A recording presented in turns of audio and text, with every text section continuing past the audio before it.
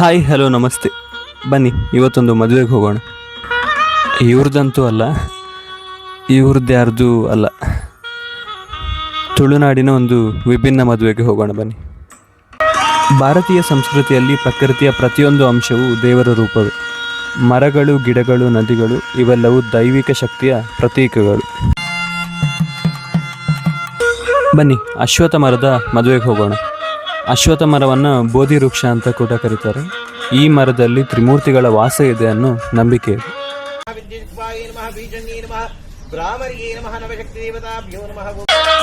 ಈ ಮರದ ಬೇರುಗಳಲ್ಲಿ ಬ್ರಹ್ಮ, ಕಾಂಡದಲ್ಲಿ ಮಹಾವಿಷ್ಣು ಹಾಗೂ ಎಲೆ ಮತ್ತು ಶಿಖರದಲ್ಲಿ ಮಹೇಶ್ವರ. ಹೀಗಾಗಿ ಅಶ್ವತ್ಥ ಮರ ಸುತ್ತಲೂ ಪ್ರದಕ್ಷಿಣೆ ಮಾಡಿದರೆ ತ್ರಿಮೂರ್ತಿಗಳ ಆಶೀರ್ವಾದ ಸಿಗುತ್ತದೆ ಅನ್ನೋ ನಂಬಿಕೆ ಇದೆ.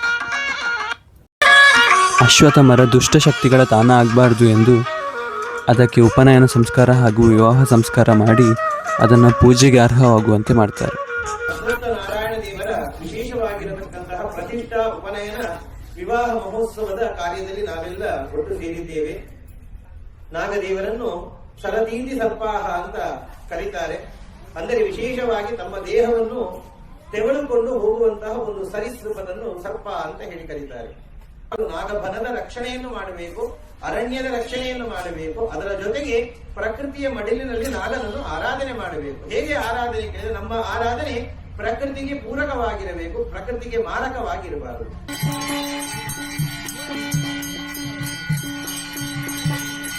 ಒಂದು ಮರ ಇದೆ, ದೇವತಾಸನಕ್ಕೆ ಒಂದು ವೃಕ್ಷ ನೆಲೆ ಆಗಬೇಕು ಅಂತಾದ್ರೆ ನಿನ್ನೆ ತಿಳಿಸಿದಂತೆ ಅದರಲ್ಲಿರತಕ್ಕಂತಹ ದೋಷಗಳೆಲ್ಲ ಹೋಗಬೇಕು.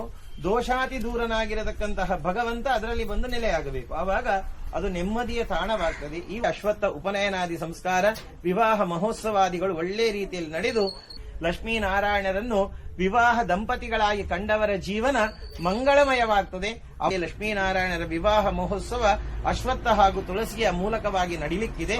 ಆ ವಿವಾಹ ಮಹೋತ್ಸವ ಒಳ್ಳೆ ರೀತಿಯಲ್ಲಿ ಆಗಿ ಊರಿನ ಎಲ್ಲ ಸಮಸ್ತರ ಹಾಗೂ ಯಾರೆಲ್ಲ ಇದಕ್ಕೆ ಪ್ರತ್ಯಕ್ಷವಾಗಿ ಪರೋಕ್ಷವಾಗಿ ಕೆಲಸಕ್ಕೆಲ್ಲ ಕೈ ಜೋಡಿಸಿದ್ದಾರೋ ಅವರೆಲ್ಲರಿಗೂ ದೇವರ ಅನುಗ್ರಹ ಮಾಡಿ ಇಂತಹ ಸೇವೆಯಲ್ಲಿ ಏನಾದರೂ ಲೋಪದೋಷಗಳಿದ್ರೂ ಅದನ್ನು ದೇವರು ಕ್ಷಮಿಸಿ, ಸಮಾಸಮುದ್ರನಾಗಿರತಕ್ಕಂತಹ ನಾಗದೇವರು ಕ್ಷಮಿಸಿ ಇನ್ನಷ್ಟು ಅವನನ್ನು ಕೊಂಡಾಡುವಂತಹ ಶಕ್ತಿ ಸಾಮರ್ಥ್ಯವನ್ನು ದೇವರ ಅನುಗ್ರಹ ಮಾಡಲಿ ಅಂತ ಪ್ರಾರ್ಥನೆ ಮಾಡ್ತಾ ಗೋವಿಂದ. ಅಶ್ವತ್ಥ ಮರ ದುಷ್ಟಶಕ್ತಿಗಳ ತಾಣ ಆಗಬಾರ್ದು ಎಂದು ಅದಕ್ಕೆ ಉಪನಯನ ಸಂಸ್ಕಾರ ಹಾಗೂ ವಿವಾಹ ಸಂಸ್ಕಾರ ಮಾಡಿ ಅದನ್ನು ಪೂಜೆಗೆ ಅರ್ಹವಾಗುವಂತೆ ಮಾಡ್ತಾರೆ.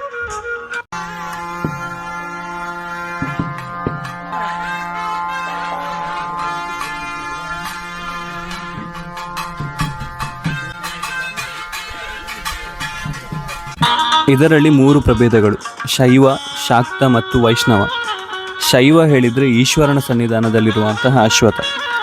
ಇದನ್ನು ಕಹಿಬೇವು ವೃಕ್ಷದೊಂದಿಗೆ ವಿವಾಹ ಮಾಡಿಕೊಡಲಾಗುವುದು.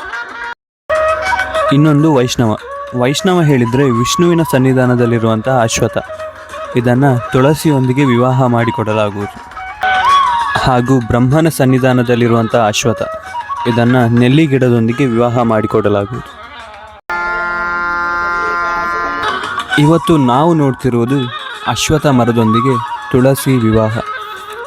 ತುಳಸಿ ದೇವಿ ಎಂದರೆ ವೃಂದಾದೇವಿಯ ಅವತಾರ, ಶ್ರೀ ಮಹಾವಿಷ್ಣುವಿನ ಅನನ್ಯ ಭಕ್ತಿ.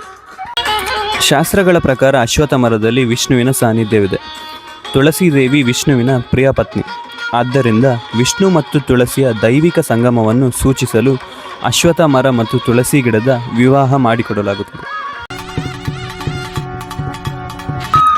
ವಿವಾಹದ ವಿಧಾನ: ಭೂಗತವಾಗಿರುವಂತಹ ದುಷ್ಟಶಕ್ತಿಗಳನ್ನು ಹೋಗಲಾಡಿಸಲು ಮತ್ತು ಲೋಪದೋಷಗಳನ್ನು ಪರಿಹಾರ ಮಾಡಲು ವಿಷ್ಣು ಅಸ್ತ್ರ ಅಂದರೆ ಸುದರ್ಶನ ಹೋಮ.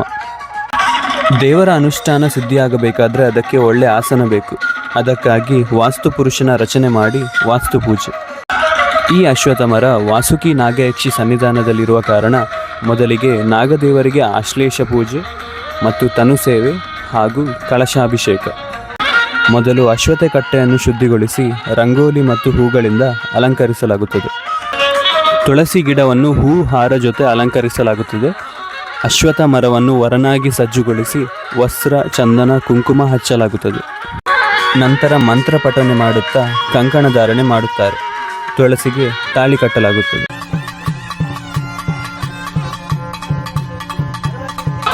ಅಕ್ಷತೆ ಹೂಗಳೊಂದಿಗೆ ಶುಭಮಸ್ತು ಎಂದು ವಿವಾಹ ಸಂಪನ್ನಗೊಳ್ಳುತ್ತದೆ.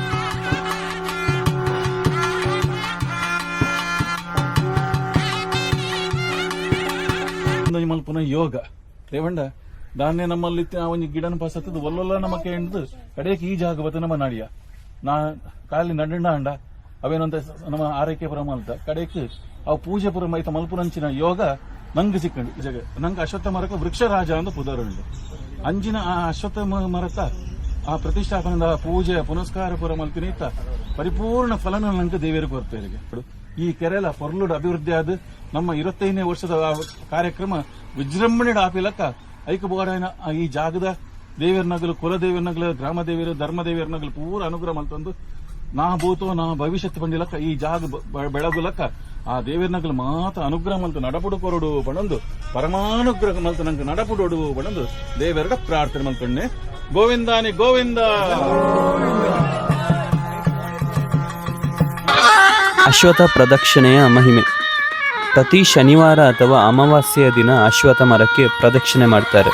ಇದರಿಂದ ಪಾಪಕ್ಷಯ, ಮನಸ್ಸಿಗೆ ಶಾಂತಿ, ಆರೋಗ್ಯ ಹಾಗೂ ಶನಿದೋಷ ನಿವಾರಣೆಯಾಗುತ್ತದೆ. ಪ್ರಕೃತಿಯನ್ನು ಗೌರವಿಸಿ, ದೇವರನ್ನು ಸ್ಮರಿಸಿ, ಶ್ರದ್ಧೆ ಭಕ್ತಿಯಿಂದ ಬದುಕಿ.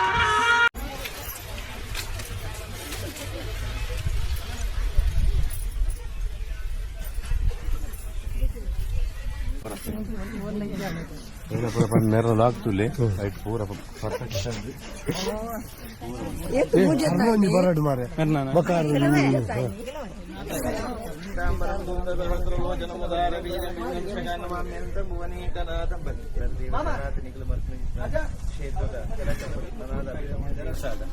ಅಕ್ಷರೋ ಯೋ ಅಜರಃ ಸರ್ವದೇವಾಮೃತಃ